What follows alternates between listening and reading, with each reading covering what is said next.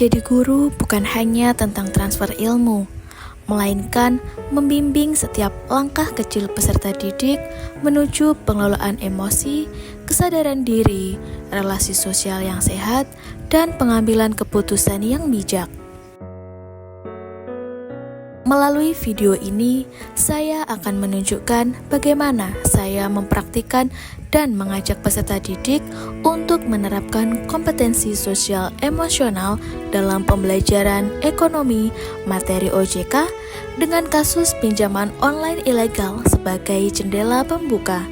Selamat menyaksikan.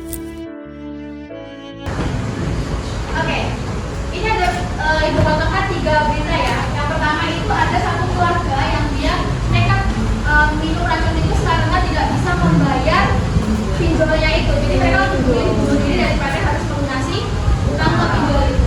Nah, yang kedua ini ada dari instansi pemerintah kita yaitu Indofarma. Indofarma itu bahkan juga terjerat pinjol sebesar 1,26 miliar. Ya, yang terakhir ini dari survei OJK di situ adalah Gen Z, yang mana kita semuanya adalah Gen Z ya. Gen Z dan generasi milenial ini adalah generasi yang paling rentan terjerat pinjol. Nah, ketika melihat berita ini, bagaimana perasaan kalian ketika melihat berita-berita tentang mahasiswa yang bunuh diri gara-gara pinjol, terus kemudian ada satu keluarga yang bunuh diri gara-gara pinjol itu, bagaimana perasaan kalian? Bisa sedih, lagi gimana kalau dari perasaan kalian ketika melihat itu sedih, terus ada yang merasa kasihan? Terus kalau misalnya kalian berada di posisi yang lagi terjerat pinjol itu, ya kan, jadi korbannya nih, korbannya pinjol ya, karena pinjol di awal bilangnya prosesnya mudah, bunganya rendah, tapi ternyata bunganya tinggi. Nah, gimana perasaan kalian ketika itu kalian yang terjerat pinjol? Oke, kira-kira gimana nih kalian lagi diteror pinjol karena kalian belum melunasi padahal udah jatuh tempo? Gimana perasaan kalian? Cemas? Takut?